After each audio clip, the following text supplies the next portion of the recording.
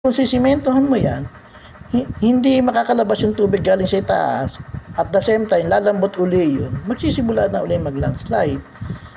Habang lumalabas yung tubig na yan, nagiging ano siya, nawawala yung pagkamalambot ng lupa. So, hindi na kinakailangan lagyan pa ng pilapil lahat yan. Ang ililigay lang dyan sa itaas ay kawayan. Yung kawayan na yan, ay ang tanim niyan ay triangular method, 3 to 5 meters din. Kasi kaya ganoon, kailangan pumasok ang sikat ng araw doon sa loob para magsilbing vitamin ng ugat.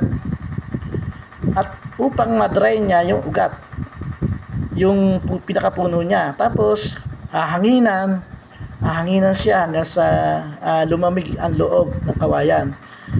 Tapos, pagka po kung mataas na mataas yan, pwede naman gumamit ng mga overhead crane, o kaya pwede natin gamitin yung mga eksperto dyan, lalo na yung mga katutubo, sanay naman dyan.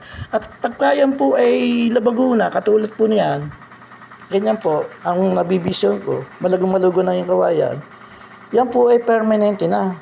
Wala na tayong kailangan pang i-maintenance dyan, o kasi po yung mga kawayan na yan po yung hahawak dyan sa ginawa nating protection.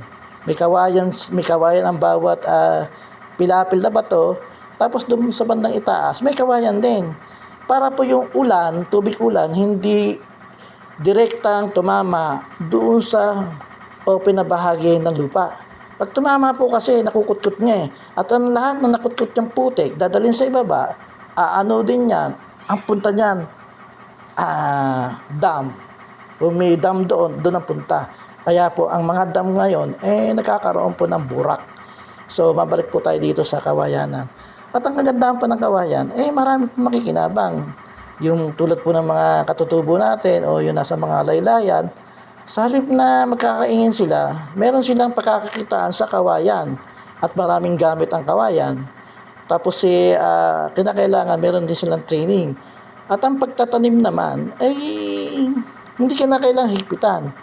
At ang pagkokontrol, hindi naman na kailangan ng barangay dito. Mabibigyan pa ng intindihin ang mga taga-barangay. Sila na ang magkokontrol, sila na ang may responsibility. Kumbaga sila yung magtatayo ng asosasyon para pangalagaan nila yung kawayan. Gagawa lang ako ng program, step by step, kung ano yung mga dapat gawin. Ngayon sa mga river o yung mga flood control, may kawayan din yung nakahanay. Ang lahat ay libre. Wala pong babayaran ang mga bibisita